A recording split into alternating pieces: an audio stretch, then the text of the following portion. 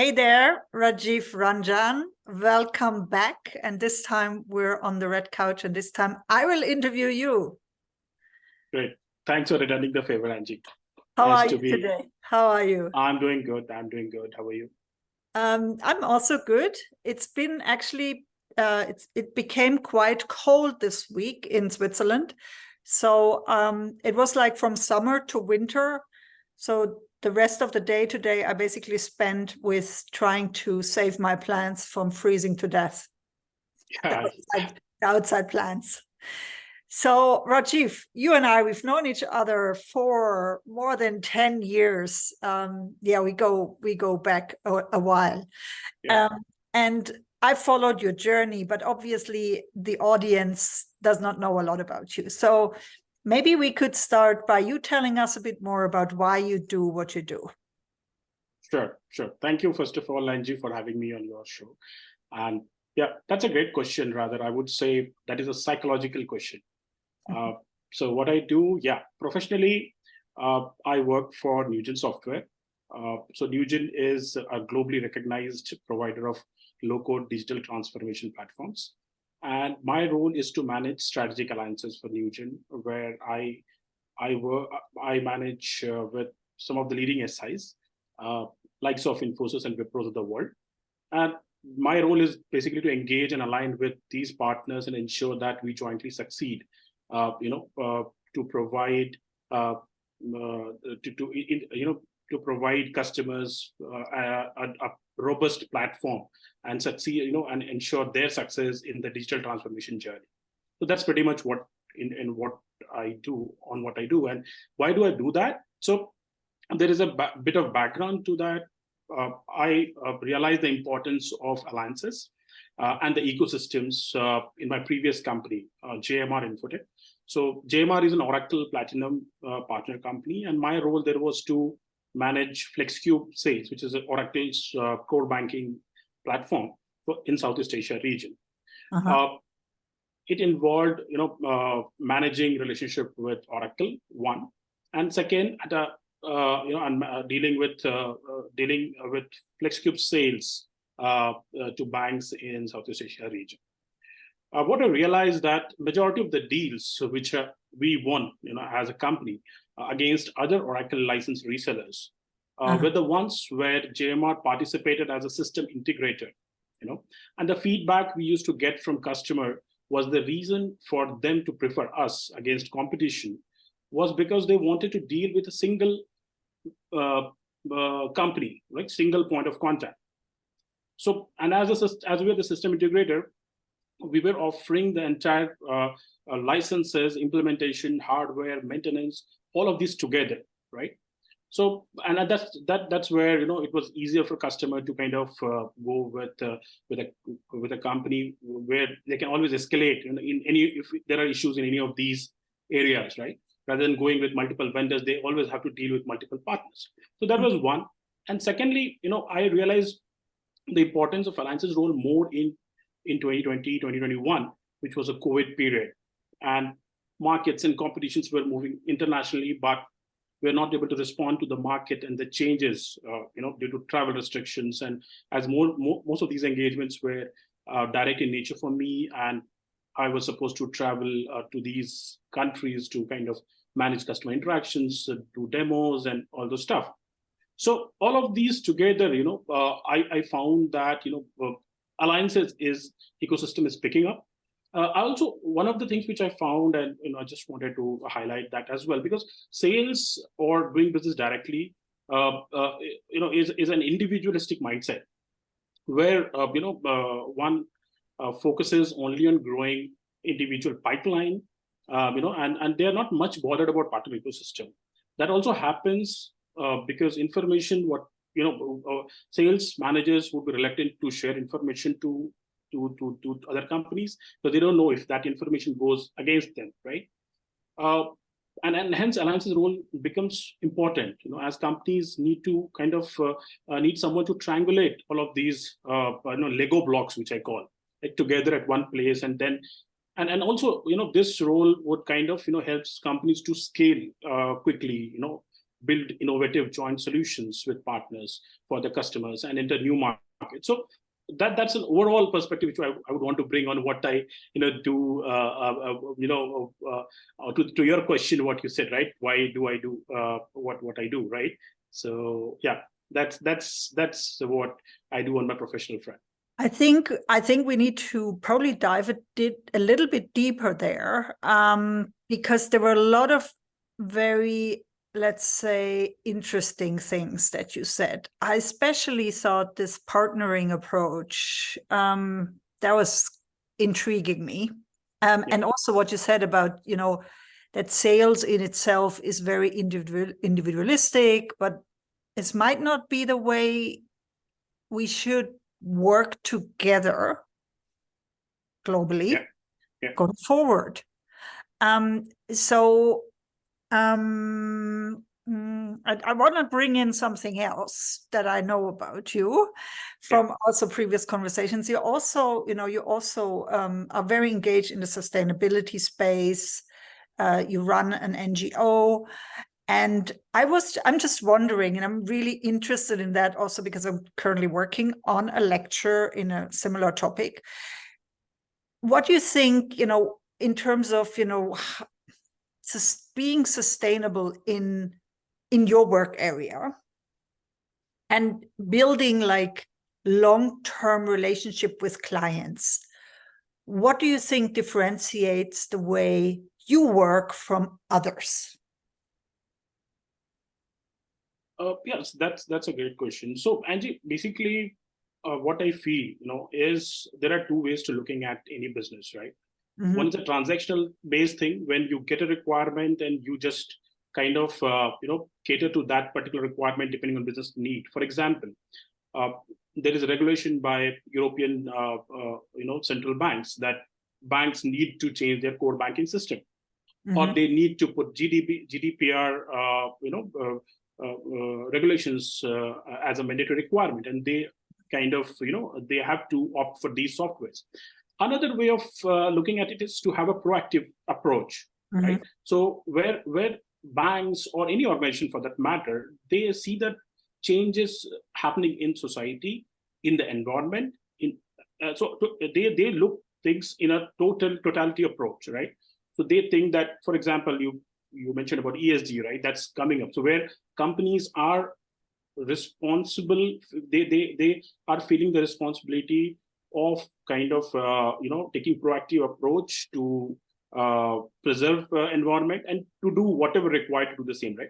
There are reporting standards, and I recently there is SCADA guidelines which has come, right? So the companies needs to do a kind of reporting, where they need to report to authorities on how they are managing stuff.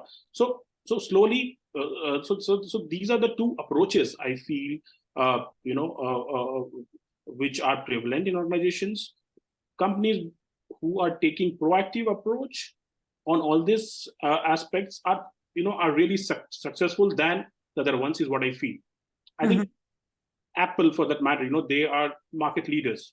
Yeah, they are the ones who have taken a lot of initiatives on the ESG side, right? Sustainability side, and they are, and it's quite relevant, and they have a lot of videos going on now on all over the internet.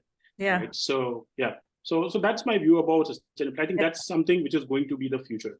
Yeah. So if I'm hearing you correctly, what you're saying is, instead of just working as, individualistic competitors, we should learn to work more collaboratively on a partnership level, and maybe, think a bit more collectively, as in, as an industry, for example.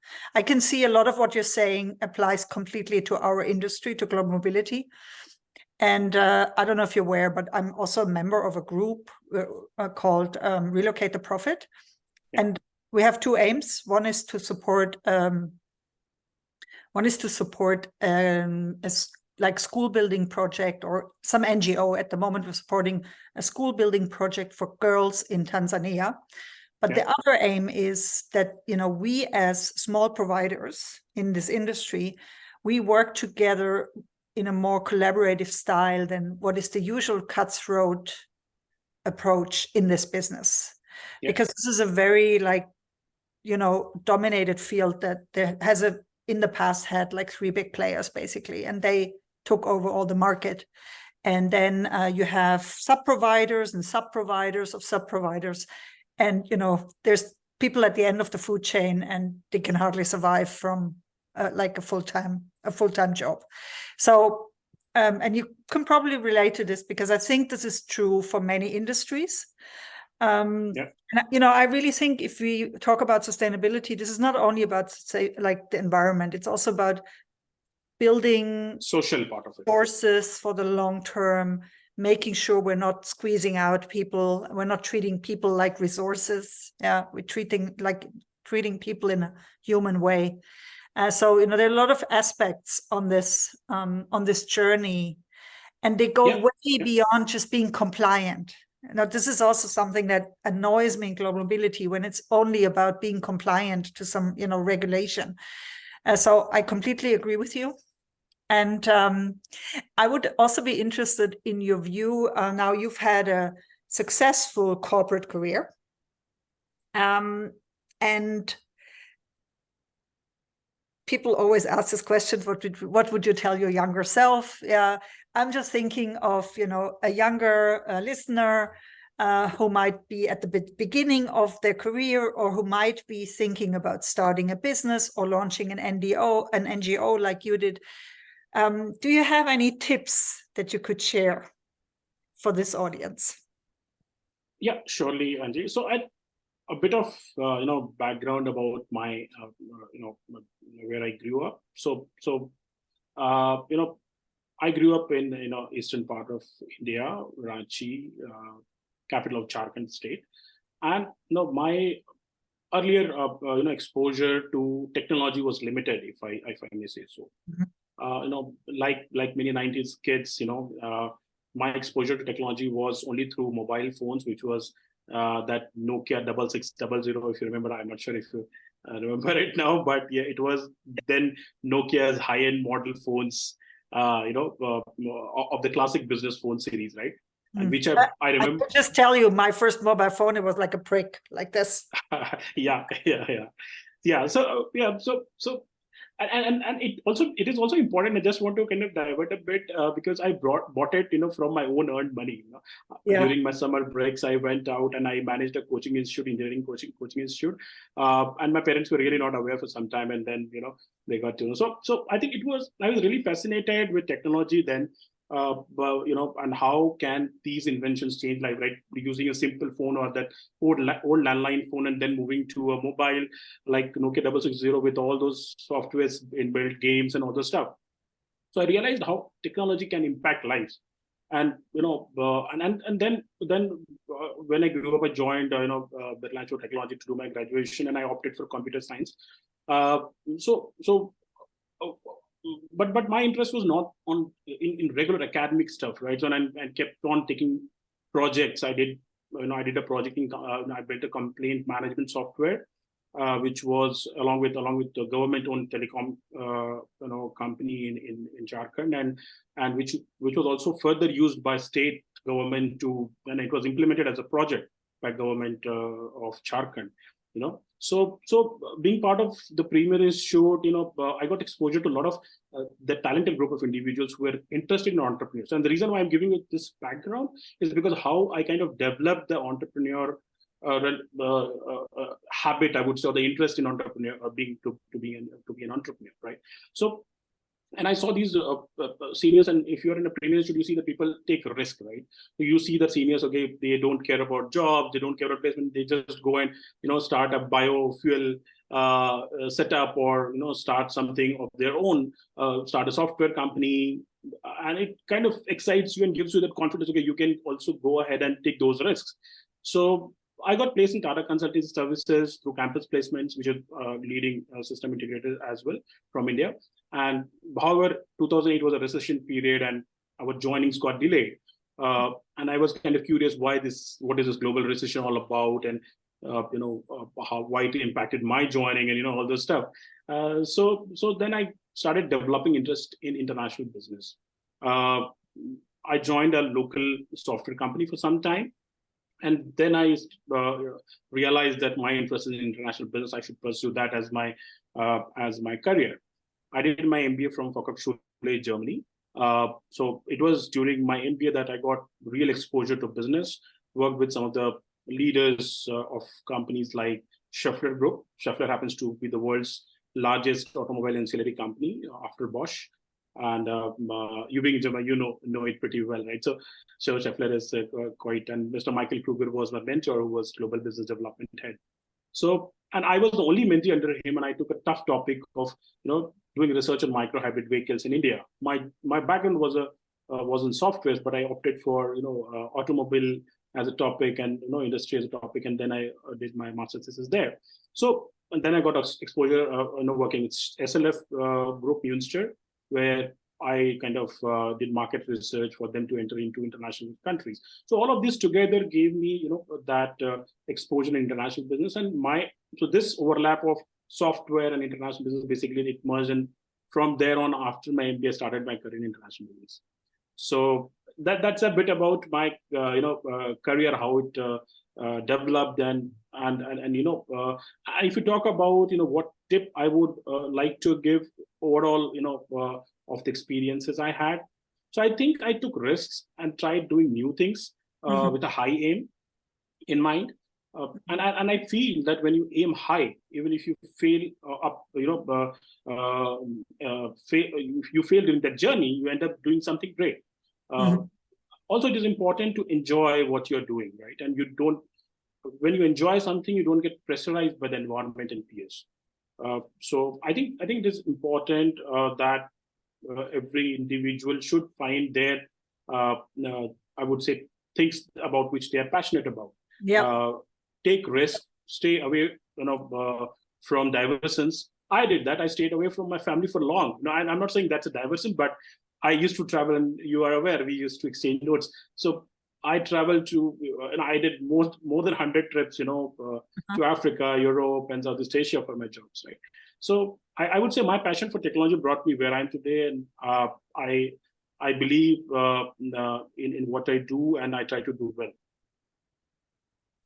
And I think we both believe in persistence and keeping at it, even if sometimes it gets hard, and doing things regularly. And then, with time, things improve and you get better. Yeah, I totally agree. And I think, that's also true for all the media and everything that we have to do with media. So let me ask you, do you have a favorite social media platform? Are you engaged on any platforms? Yeah, I believe LinkedIn is the most powerful social media in today's world. I mean, especially for professionals like us. It's a great way to reach out to your, I would say, customers, to your leaders, and what you're interested in, and do a deep dive with real stuff in the content, right? So by sharing relevant content and engaging with your audience, you increase your brand awareness and drive traffic for your business as well. Another point, what I feel in LinkedIn, which kind of, and I spend, I think, most of my time on LinkedIn. I'm not a Facebook or Insta fan as such. So I keep on reading these articles, thought leadership shared by leaders, right? So I think this is a great platform where one can establish themselves as a thought leader in their industry by sharing valuable content and and position as themselves as an expert to attract customers and clients, and followers as well, right? So, and also networking is an important thing as well. I think LinkedIn is a great platform where you can kind of network with your peers and other professionals. Yeah. And it's also important, especially I think, for introducing people to each other. So this is one of the ways I use LinkedIn a lot, because it's the simplest way for me to introduce two people to each other instead of, going at lengths, writing emails, just to send a profile back and forth. Yeah. And I also always say it's important that when you go on social media, you have a purpose, and that purpose should extend beyond yourself. So, for example, for your NGO, it's probably a good way, to use the platform for your NGO. if you make it just about yourself, it usually doesn't land anywhere. And people are not so interested in all the great things that, you just achieved in your career. But if you do, if you support a cause, or if you work for a cause, or if you also share other people's content, if you support others, that's usually working really well. Yeah. And for our NGO as well, I mean, we use it to connect to new volunteers, and we have found a lot of talents, supporting us from multiple colleges. Because our focus as an NGO, we call it as Connect to Roots, is to kind of bring this, I would say, the professionals staying outside their places, and how can they give back to society through this platform, right?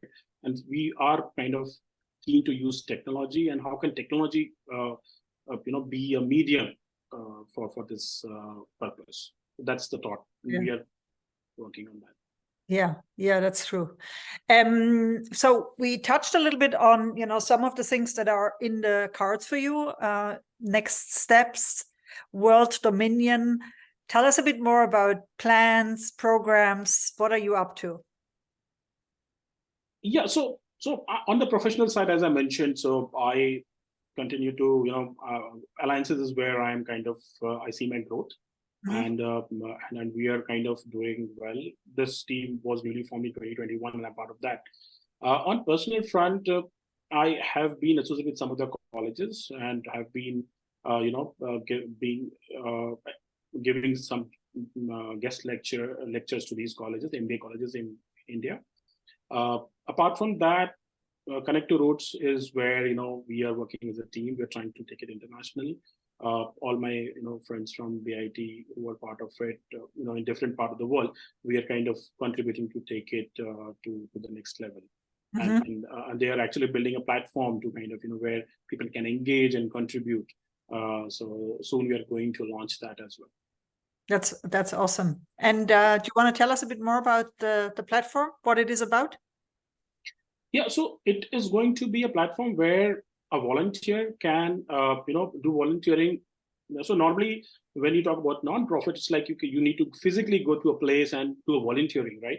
So, but knowing the current scenario, or for example, during COVID period as well, there were people who could not go to a particular location and to donate or to do physical volunteering. So that's why we want to make a virtual volunteering platform where you can contribute, and then it can be a contribution like you help another NGO to build their annual report. You can help a graduate who's looking out for a job and train him on a particular technology or particular programming for that matter, maybe Java, C++, or something else, right? You just give away your 4 weeks and help someone else to come up in their lives. That's the thought behind this platform, and that all happens through this platform. That's great. So that way we are kind of utilizing your weekends, and we are, I mean, the volunteers can kind of utilize their weekends to give back to society. I mean, and then they don't have to kind of go through the entire. And I live in Bangalore. I know how difficult it is to commute from one place to another. I'm not sure if you saw in news. We spend hours in commuting, and we just what we felt is we should make things virtual and easier for everyone. Yeah, that's a good idea. Really good idea. I like it. And we will link to it in the show notes below if you send me all the details. And also, anything else like the links, your LinkedIn profile, how people can contact you. Sure. And yeah, let's wrap up. Any famous last words from you, Rajeev?